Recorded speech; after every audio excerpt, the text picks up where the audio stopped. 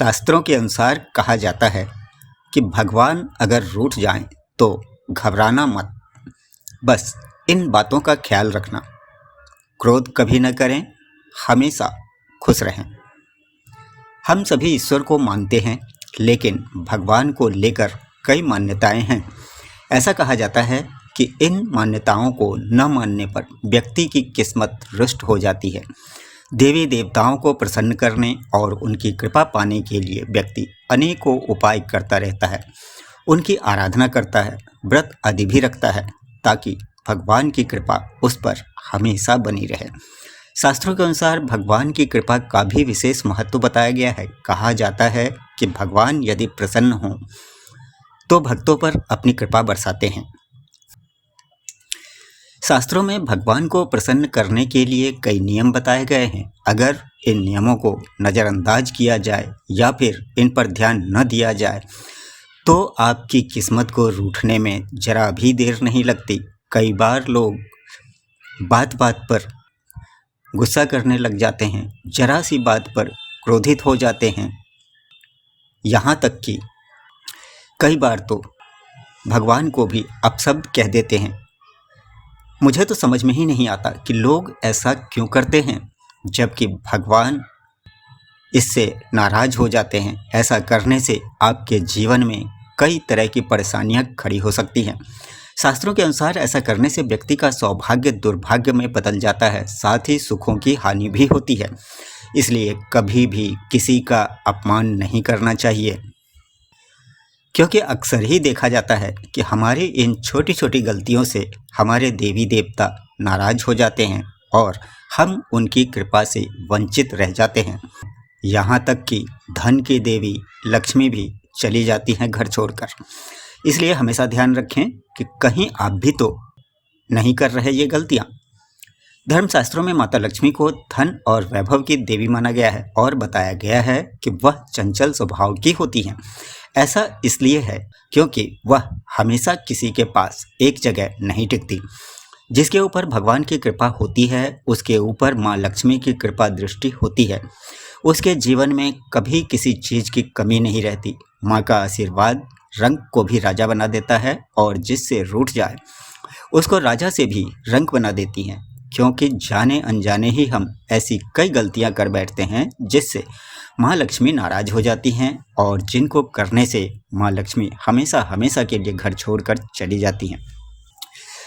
ध्यान दीजिएगा कि हमने अभी तक आप सभी को देवी देवताओं सहित माता लक्ष्मी को प्रसन्न करने के उपाय बताए हैं, लेकिन आज की इस वीडियो में हम देखेंगे कि देवी देवता या फिर स्वयं माता लक्ष्मी क्यों हमसे नाराज हो जाती हैं और रूठकर हमारे यहाँ से चली जाती हैं और हम उनकी कृपा और आशीर्वाद से वंचित रह जाते हैं। आइए जानते हैं उन गलतियों के बारे में जिनको हमें ध्यान रखना चाहिए, जिससे माता लक्ष्मी घर छोड़कर न जाएं। तो वीडियो को लाइक कर लें, चैनल को सब्सक्राइब कर लें और कमेंट में जय माँ लक्ष्मी भी लिख दें ताकि उनकी कृपा हम सभी पर लगातार बरसती रहे। घर की लक्ष्मी यानी कि घर की महिलाओं का या बाहर कहीं भी महिलाओं का अनादर नहीं करना चाहिए, क्योंकि इनमें माँ लक्ष्मी का वास माना जाता है। जिन घरों में लोग महिलाओं का अपमान करते हैं या फिर उनके साथ अभद्र व्यवहार करते हैं, उनके घर में कभी भी माँ लक्ष्मी का वास नहीं होता। इसके साथ ही घर के बच्चों सहित बड़े बुजुर्गों और गरीबों का अपमान करने पर भी माँ लक्ष्मी नाराज होती हैं। यहाँ ध्यान देने वाली बात यह है कि जगत में सिर्फ दो ही लोग ऐसे होते हैं जिनका दिल आपको बढ़ता हुआ देखकर प्रसन्न होता है, माता पिता और गुरु तथा परम गुरु परमेश्वर का दिल। पिता के अरमान आकाश से भी ऊंचे होते हैं और माँ की ममता पृथ्वी से भी भारी होती है। इसलिए माता पिता और गुरु तथा परम पिता परमेश्वर की कृपा हमेशा बनी रहनी चाहिए। ऐसे में भगवान एक बार हमसे रूठ भी जाएं तो घबराने की आवश्यकता नहीं है, मगर ये ध्यान रखें कि हमें भगवान से नहीं रूठना चाहिए, क्योंकि अगर आप इनसे रूठ गए तो सब किए कराए पर पानी फिर जाता है। उनको मनाने के सारे दरवाजे बंद हो जाते हैं।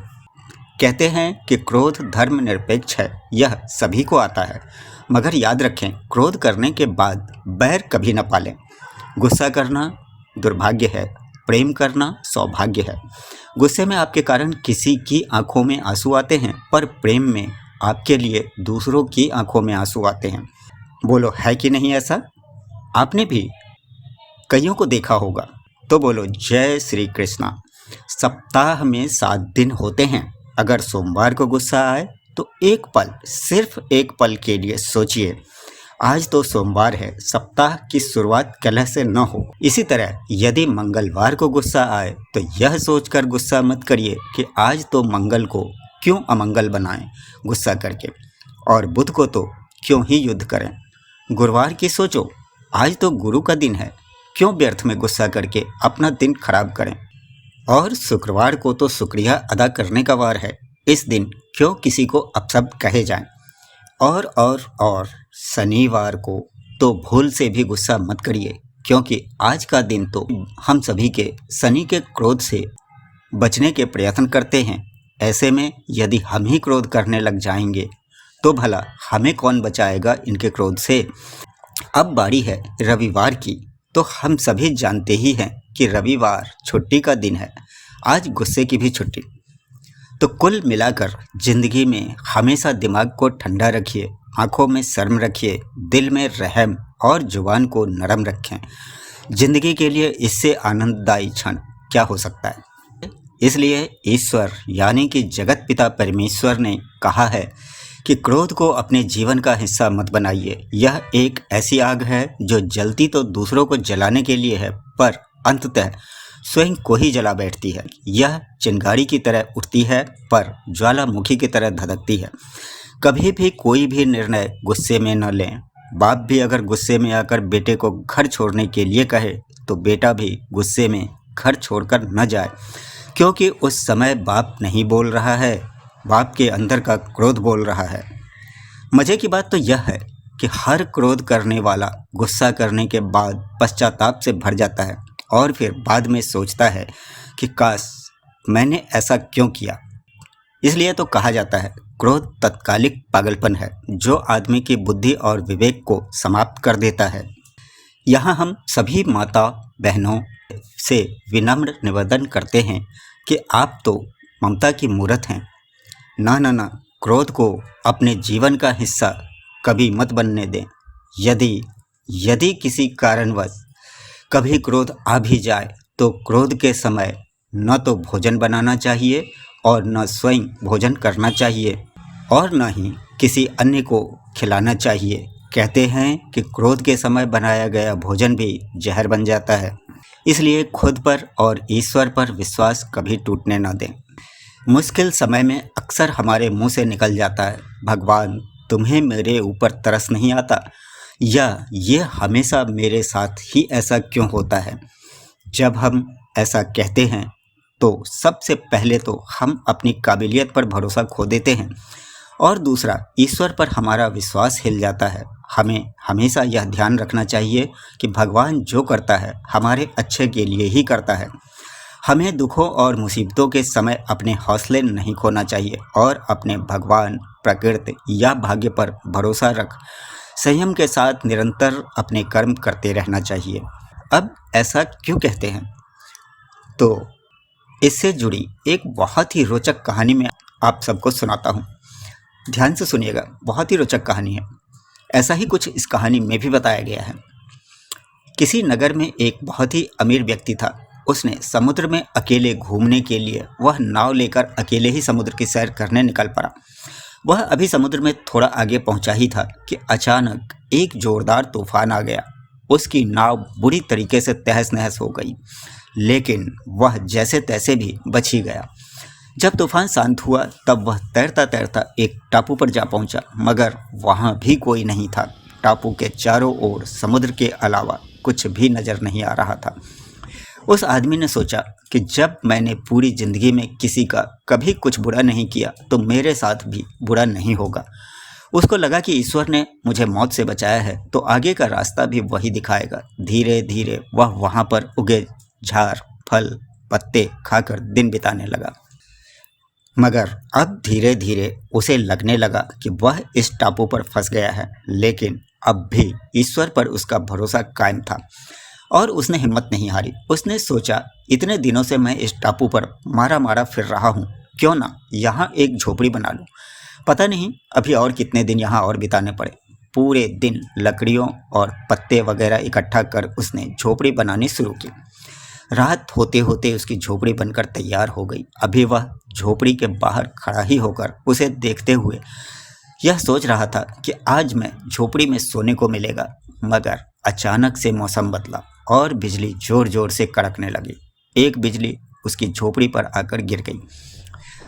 उसके देखते ही देखते उसकी झोपड़ी जलकर खाक हो गई। यह देख वह व्यक्ति बुरी तरह टूट गया। उसने आसमान की तरफ देखकर बोला, हे ईश्वर, यह तेरा कैसा इंसाफ है। तूने मुझ पर अपनी रहम की नज़र क्यों नहीं की। मैंने हमेशा तुझ पर विश्वास बनाए रखा। फिर वह इंसान हताश और निराश होकर सर पर हाथ रखकर रोने लगा। अचानक ही एक नाव टापू के पास आई। नाव से उतरकर दो लोग बाहर आए और बोले कि हम तुम्हें बचाने के लिए आए हैं। दूर से इस वीरान टापू में जलता हुआ झोपड़ा देखा तो लगा कि कोई उस टापू पर मुसीबत में है। अगर तुम अपनी झोपड़ी नहीं जलाते तो हमें पता ही नहीं चलता कि इस बियाबान टापू पर भी कोई है। उस आदमी की आंखों से झरझर आंसू गिरने लगे। उसने ईश्वर से माफ़ी मांगी और बोला कि हे ईश्वर, मुझे क्या पता था कि तूने मुझे बचाने के लिए ही मेरी झोपड़ी जलाई थी। यकीनन तू अपने बंदों का हर परिस्थितियों में और हर हमेशा ख्याल रखता है। तूने मेरे सब्र का इम्तिहान लिया, लेकिन मैं ही उसमें फेल हो गया। मुझे माफ़ कर दो। तो कहने का मतलब ये है कि दिन चाहे सुख के हों या दुख के, भगवान अपने बंदों के साथ हमेशा रहते हैं। हाँ, हम एक बार ईश्वर से रूठ सकते हैं, लेकिन ईश्वर हमसे कभी नहीं रूठता। वह हमेशा अच्छा ही करता है। अक्सर हमारे साथ भी ऐसे हालात बन जाते हैं कि हम पूरी तरह से निराश हो जाते हैं और अपने ईश्वर या नियत से रूठ जाते हैं और विश्वास खो देते हैं, जिससे हमारे आत्मविश्वास में भी गिरावट होती है। लेकिन फिर बाद में हमें पता लगता है कि परमात्मा ने यदि ऐसा न किया होता तो आज मैं यहाँ न होता। इसलिए मुसीबत या दुख के समय हार मानने के बजाय लगातार अपना काम धैर्यपूर्वक करते रहना चाहिए। क्या पता कब आपकी किस्मत आपको आपकी मंजिल तक ले जाए। तो उम्मीद है वीडियो आप सभी को पसंद आई होगी। यदि वीडियो अच्छी लगी हो तो लाइक कर लें। अगली वीडियो के लिए चैनल को सब्सक्राइब कर लें। साथ ही बेल आइकन को दबाकर सभी नोटिफिकेशन को ऑन कर लें ताकि अगली वीडियो मिले आपको सबसे पहले। और हाँ, कमेंट में जय माँ लक्ष्मी ज़रूर लिखें ताकि माता लक्ष्मी की कृपा हम सभी पर बरसती रहे। फिर मिलते हैं अगली वीडियो में। तब तक के लिए आपका दिन शुभ हो। ओम जय श्री लक्ष्मी नारायण नमो नमः।